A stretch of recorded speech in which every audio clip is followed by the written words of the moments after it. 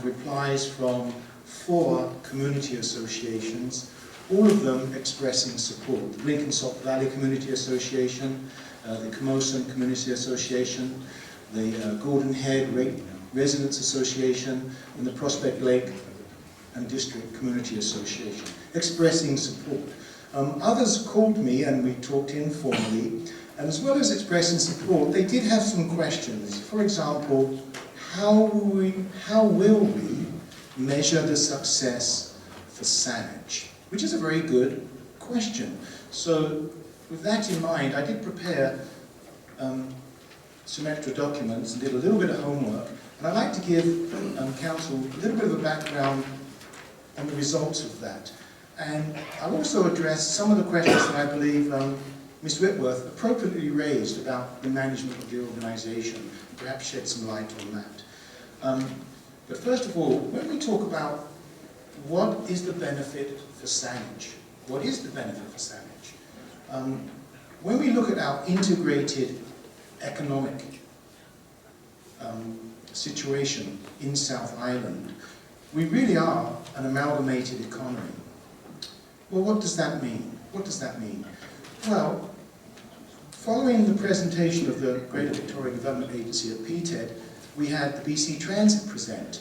And attached to your agenda is a very interesting table showing Saanich in terms of, this one here, in terms of developments over the next several years, in terms of land use, in terms of transportation, in terms of climate action plan.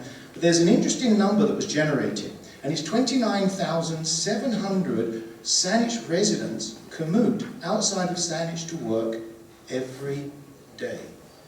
Every day. So let's call it 30,000 for the sake of numbers. And then you look at Vital Signs, and their analysis, their report shows that 50%, 49.6% of the residents in the Greater Victoria area, which includes Saanich, are concerned about the cost of living. Cost of living talks to what you have to pay for housing and food, but it also talks about the margin that's left after you've had your pay package. And one of the things that the aims of this development process is about is to look at, when we look at the metrics here, which was the other part of the brief I gave out, raising median household incomes to try and generate good quality jobs. All jobs are good, but better paying jobs are better. And a number of new jobs targeted in the area. But how does that benefit Saanich particularly? Well, we've already identified that 30,000 people move out of Saanich. Well, what percentage of the 110,000 residents in Saanich does that amount to? When you look at the 2015 State of the Island Economic Report on page 31, we see that as a general number, Vancouver Island and Coast, 57.7, let's call it 60% of the population is involved in the labour force. So if you use 60% against 110,000, that gives us around 63,000 people in Saanich will be involved in the labour force, of which BC Transit tell us that 30,000 are moving out of Saanich every day to work. So 50% of the population of Saanich works outside of Saanich, inside this amalgamated economy. So one of the answers I have to people who say, what's the benefit for Saanich? Well, the benefit is the people that are paying taxes in Saanich are working in this integrated economy, and 50% of them work outside of Saanich. Well then where? Where are they going? To Courtenay? No, it turns out, when we look at another piece of information, again, this came from Transit, and it turns out that 53% of the entire region of the CRD work in an 800-metre buffer of Douglas. And Douglas is anchored by Uptown at the top, right down to Beacon Hill Park at the bottom. 30%, 33% work right there. So economic development in the region has a direct impact, a direct benefit to Saanich. That's how I see answering those questions. Some other items came up. It was quite interesting reading an article. BC's trades mission should bear more fruit. And there's a bit of analysis here, because one of the things that we talk about in the metrics of success, and one of the things that we will be focusing on, is bringing international students into Saanich and into the region. Why would they be in Saanich? Well, UVic is right in Saanich. Camosun is right in Saanich. So more than likely they're going to live around those campuses. Each student brings, they think, about $30,000. So if we have 6,000 students times 30,000, that's a lot of money. And we hear from people who run automobile sales that the international student is one of the biggest buyers of vehicles. So this is again an economic boom for Saanich. We understand that about 10 to 12,000 houses in Saanich have secondary suites. A large number of these are lived in by students. They generate economic vitality with their rents and their shopping and their eating right here in Saanich. So just that portion alone is interesting. And then I read that according to Citizens and Immigrations Canada, the number of international students in BC on study permits has increased 10% from 2009 to 2013, basically from 26,500 to 28,500. 10% isn't a great number. And I raised this with UVic, and they tell me, that's 10% by the way over 5 years, so say 2% a year, that UVic's enrollment of international students increased 14% last year, and the year before, amalgamated, and that's directly as a result of, one, our comparative advantage of being a great place to be with our institutions and campuses, but also the economic outreach that our campuses are doing, and in part that was facilitated through the GVDA. So there is a direct metric we can measure here that shows that where economic development activity has been applied, we can see a real impact. As we cast around North America, as we cast around Canada, we see other regions, and just recently in our council bulletin we looked at some information on Abbotsford and Winnipeg, and they have realized the benefit of collaboration to drive economic development. Now, back in the day, I started my life in private business publishing economic development directories, and I was involved with economic development at universities, etc. But what does this mean? Back in the day, a single city could go out and challenge others. That's no longer the case. What wins the case now is collaboration of a significant region, not just Saanich by itself, but talking for 360,000 residents and all the businesses around that. Talking for 3 campuses, which is a massive amount of R&D capability and a massive amount of students. And then we talk about, well, what is the benefit for Saanich? Another benefit, which is not directly financial, is to retain our young people in Saanich, our children. We heard today from one of the proponents saying he wants his children and grandchildren to grow up. We also want people like Scott Hindley to be able to stay here after they graduate and work. And to do that, we need to grow the base of well-paying, long-term employment opportunities. Well, how will this group do that? One of the things that's needed Councillor is... Haynes, can I get you to focus your comments more on the motion? You can. We've heard a lot of facts, and it's very interesting. I think we need to, for the purpose of debate, we need to focus on the motion that we're going to be debating. Okay. So one of the ways we do that is to focus on targeted industry sectors, and also included in your sheet today was the sectors that the economic development will focus on. And secondly, economic development comes from growing the density in our villages and centres. So regional economic development brought into Saanich, some people argue there's no lands for it, but in fact it would feed to the opportunity to grow the density in our centres and villages. So with this information, I would urge Council to support this motion. Thank you. Councillor Dermott. Thank you, Mr. Chair, or Mr. Mayor, rather. I'm going to support the motion. I think the concept of a regional approach to economic development, speaking with a larger and stronger voice, is certainly supportable. I note that the recommendation, and I presume the motion, is to approve in principle. and to provide some startup funds, and I think that's defensible. I agree entirely with Ms. Whitworth that we will need to see much more of a business case in the not too distant future, and I expect that will be coming from those that are providing. Just a couple of small points to mention to the individuals involved that are here. First of all, congratulations. I think it's an excellent initiative. I attended a meeting where this was described. There is the Funding Partners Council, and my understanding is the intent is to have that vote, and it will not vote on a lot of things, but when it does vote on a simple majority. I understand the rationale for that rather than a weighted vote, but in fact, the City of Victoria and the District of Saanich make up by far the largest contributors, and at vastly more than 50%. So I would suggest to you that you consider a model where you stay with 50% on the vote of funding councillors, but you simply put in one simple stipulation, and that is that 50% must include either Saanich or Victoria. And then you get a pretty good balance and approach on that voting structure. The other thing I would mention is, this is great, and it's a very important initiative. It needs to tie in with other initiatives for a sustainable region. It's just like housing. If you put it in the wrong place, you create chaos, you create a transportation nightmare. We have a sheet of paper that talks about that good old statistic's been around for a long time, that about 1/3 of employment for the entire region is in the Douglas Corridor.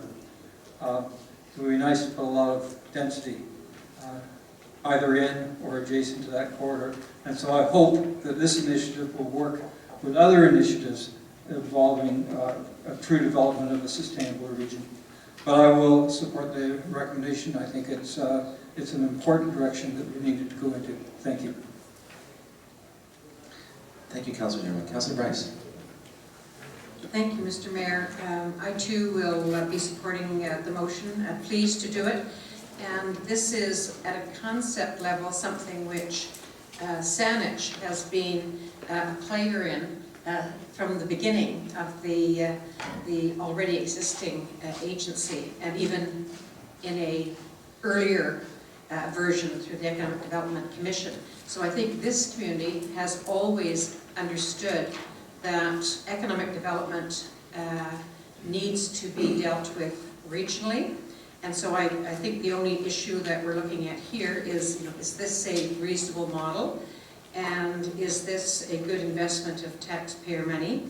I think there have been some good questions tonight raised, which I'm sure the directors will also be certain to canvass before things get firmed up. I'm encouraged to hear the number of other communities who have apparently supported this motion, because that moves it light years beyond what economic development regionally has been previously, which has basically been the two communities of Victoria and Saanich. So I think this is a really good start, and I think that involving the educational institutions and the business community also gives it a really good, strong base. So I look forward to this getting established, and I would hope that there will be excellent communication between the agency and the funders throughout, so that there is a maintained strong support from the various municipalities, so that this is just the beginning of it, and that as the years roll on, as the successes pile up, that there will be ongoing and continued, because there is no quick fix for this. I think the days of thinking that you could just inveigle some head office to relocate in your community was always one of the dreams that was being sought, but in actual fact there's so many factors that go into those kind of business decisions, and I think that having this agency will make those decisions hopefully easier for businesses that are considering coming to Greater Victoria. It is shocking when I hear the change in status, and when I attended the UVic workshop between Halifax and Victoria. It would be very interesting to sort of drill down and find out just exactly what the factors were that occurred over that period of time. There were probably a couple of critical things, and obviously getting themselves coordinated regionally for economic development was one of them. I dare say it's probably multiple issues. There always are in those kinds of things. So I look forward to this becoming a well-established and successful part of our endeavors, in that obviously the economic health is something that we truly do have to pay attention to on all kinds of fronts. So pleased to give it my support. Thank you, Councillor. Councillor Workland. Thank you, Mayor. When I was first presented with this a short time ago, I was not convinced that Saanich would get the same benefits as Victoria and the West Shore. And even after listening to the speakers and my fellow Councillor Hayes, I'm still not convinced. And a couple of comments. I guess it's one thing to attract new economic development, but I guess I look at us as Saanich and as a council. We really need to have the infrastructure in place if we are going to have the development. And I don't think we can forget that. Coming back, it's only $185,000. Not a lot of money, but when I look at it, I say, someone over the next month is going to be cut $185,000 if we are going to hold the line on our taxes. And that's something that goes through my mind too. But having said that, I believe there are times when we do have to think critically. And I was reminded of this recently when one of our good city councillors commented on the McPherson. And he made a comment. He said, the city pays for it and the rest of the region benefits. And I think there are different areas in our region where one municipality will pay for it, but the rest of the region does get a benefit from it. And I believe what we have here tonight, I look at it and say, we have to think regionally. And coming back to the investment, it's not a short-term investment, but it's a long-term investment in economic development. So I do support what we have before us, and thank those that put it together. Thank you. Councillor Murdoch. Thank you, Mr. Mayor. Before I begin my remarks, I don't think there's a motion. Is there? There is a motion, yes. So is the motion the recommendation from PPED? Okay, so I just have a question then on how we fund the funding request or funding recommendation. Part 2 of the recommendation says that $27,289 for the startup and $81,868 be allocated in the 2015 fiscal year. It's December 7th. We operate on a calendar year. What does that mean? Are we actually going to cut a check before the end of the year for this amount, or what would this amount to? And then what is the actual process to create funding for the organization or proposed organization? Question for our Director of Finance. Thank you. Thank you. Through the Mayor. Yes, the recommendation was worded very specifically as to fiscal year. The supplementary report that I've provided shows that realistically the payment is not going to be happening until 2016. The $30,000 that was formally provided to the GVDA is incorporated into that. So the increase for the 2016 budget would be about $80,000. Or 0.07% impact on taxation. So a slight amendment to the second part of the motion would be appropriate to align with the recommended funding model for Saanich. So I guess, I appreciate you pointing that out. Actually, I guess in looking at the presentation, I didn't see your supplementary note, so thank you very much. If it's all right with the, well, I guess I'll have to ask the mover, but could we amend that so that it aligns with the staff supplementary report? Thank you. So I appreciate the clarity. I'm pleased to support this in principle, as Councillor Dermott said. I think what we mean by that is we think it's a good idea. We'd like to see the organization take take its feet, find its legs, and see if we can't get some activity started in the next year. I'd be very interested in hearing from the governance level of this organization on the performance indicators it intends to use, key performance indicators. How do we know what success looks like, and how will we know what we're getting in terms of our investment in this organization? Obviously, I'm very keen to see economic activity stimulated all over the region, particularly in Saanich, as Saanich, I have a vested interest as a Saanich councillor in seeing that take place in our community. But I'm very keen to see what progress looks like, what success looks like, because this is a considerable increase in what we had been, or have been up until now, contributing to the Greater Victoria Development Agency, Economic Development Agency. And I have confidence that they can achieve success, but I also want to see that they are achieving success. So that would be, those are my comments. I'm supportive of seeing this move forward, and I wish them lots of luck. Councillor Sanders. Thank you, Mr. Mayor. I also will be supporting of this, as it says it's in principle, and what my previous councillors have said, I won't repeat. It is a significant contribution, of course, but I think it's for a good cause, but there does need to be some benchmarking and such to say what is success, so that we can see in fact that this is going in the direction we want. I do have some comments. When I went to the workshop or presentation in early November, and there was comment that tourism wouldn't be part of this because they're successfully doing what they do. However, I think that's a bit short-sighted in some ways, because I don't feel that can be ignored. So I think that's one thing that's missing. And having been a meeting recently with the cultural industry, that they pointed out that they were concerned that their culture was not pointed out in the type of the job opportunities they were looking at, which are listed here as agriculture, aquaculture, ocean sciences, life sciences, manufacturing, construction, and of course there'd be others. But I don't think we can forget that culture, and I've just gone to the Victoria Foundation site, that in 2011, the report that was done, the arts and culture brings $170 million into the in GDP and into the region, and to not have culture in this concept of development or economic development, I think is being really short-sighted, because that is certainly a growing industry.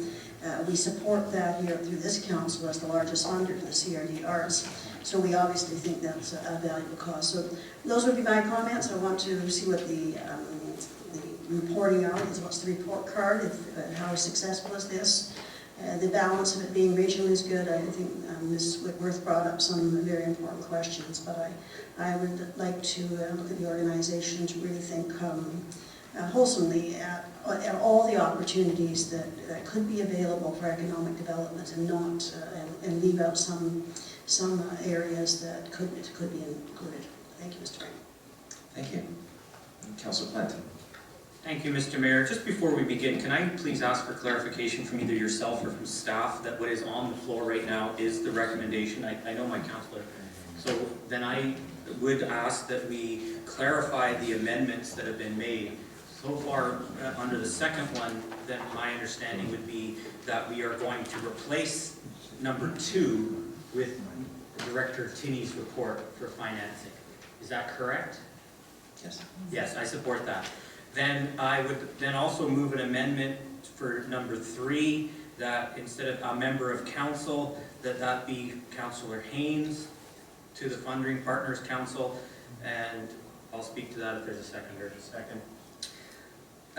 Thank you, if I may. Go ahead, Councillor. I think Councillor Haynes has shown an interest in this topic. I think Councillor Haynes has heard from people such as Councillor Sanders and from Mrs. Whitworth about the need to come back to Saanich, and I think Councillor Haynes has demonstrated a willingness to be that conduit between council and other bodies, so I support him being that person to go. So once the amendment's done, I'll come back and speak on a general comment about the entire motion, if I may. Well, one issue I have, and it's not related to your amendment, but just in general, is that the Funding Partners Council doesn't currently exist, and we're instructing an appointment from this council. I wonder if I can get some advice from the clerk on this. Thank you, Mr. Mayor. I attended a session with the organizing group on Friday, and they're looking to pull the funding group together at the earliest. And I think if council was to send a representative at this time, that would be appropriate so that the council's interest can be represented. All right, so based on that, would it be appropriate to appoint someone directly to the Funding Partners Council then? I'm not trying to hold up this appointment, I'm just trying to get this technicalities of this out of the way. Your worship, my recommendation would be you make an appointment to that funding council at this point, and get a report back from that person. And I think that the organization is set out by the group to develop a board of directors as being clarified. So yes, I would recommend you appoint someone this evening. All right, thank you. All right, Councillor Haynes. Should it be the will of council, I'll be very much prepared to serve in that capacity. And I understand it's, they're looking for members for a 2-year time frame in the current terms of reference. Any more discussion on this 3-part motion? Well, just the amendment. Oh, sorry, the amendment, of course. Seeing none, I'll call the question on the amendment put forward by Councillor Plant. All in favor? Opposed? None opposed. That amendment passes. Back to the main motion, Councillor Plant. Thank you. I'm very much in support of this. One of the things that I've learned this year is that as much as we want to grow Saanich, we actually don't do a lot of in-house. In fact, when we actually brought forward the fact that we were going to be giving approximately the $27,000, or no, the $30,000 to the GVDA, we actually give more to the Film Commission. And yet, this is probably the most important aspect of growing our economy. So I certainly support it. That being said, I also share, it's a little bit of a leap in the dark. That's not right. A little bit of a leap of faith. And what I mean by that is some of the things that Mrs. Whitworth brought forward about the reporting out, I trust that you're going to do. But it is a little bit lacking. And even reading through, and I did watch the podcast of over at Camosun, watch some of you walk by on the screen. The other component, and I suppose it's a question to staff, is how can we, or can we even, with the funding, tie us into a financial commitment beyond this council? Such that, is this something that will need to be annually approved? And could we remove ourselves if the benchmarks are not being met, and that we don't think that this is a venture that we would continue to support? How would we withdraw? Is it simply by a motion of our annual budget? But I don't know who would be best to answer that, whether or not it would be our CAO or Director of Finance. Thank you, Mr. Mayor. What you're being asked for tonight is 2 to 3 year commitment to this project. I think there's an understanding that this would be evaluated by all councils after that time, and you would not be committed beyond that if you chose to reevaluate down the road and determine if it's a better way to move forward. You or any other council would still have an option available to them. Okay, it does, thank you for the response. My understanding is we are essentially looking at 2020. So that is, in essence, a 4.5 year going forward. So we're not 1 or 2. So I've heard that annually we can review it, is what I've heard. So I'm fine with that. But I think that's the only thing I would want to have clear. Maybe I can send Councillor Haynes now that if this motion passes, is just to be clear on what is the mechanism. We already know, for example, Metchosin is not participating. Okay, well, what happens if after 2 years, 4 others pull up? As long as Saanich and Victoria are in, this thing seems economically viable. I know there's a talk of 7, and I'll tell you, Councillor Bryce, afterwards, who are those 7, because I'm curious. So I'm in support, but I just want to know what those check marks are so that we have, beyond just Councillor Haynes' good intentions of understanding how we indemnify the municipality should this exciting venture not pan out. So I think maybe I can speak to that. I'll look for some nods from the audience. What we're doing here is we're supporting it in principle that we go ahead with this. It's going to have to be something that's done in partnership with the other municipalities, and I think it can be said that it could easily fall apart based on the funding model, with Saanich holding such a large portion of that.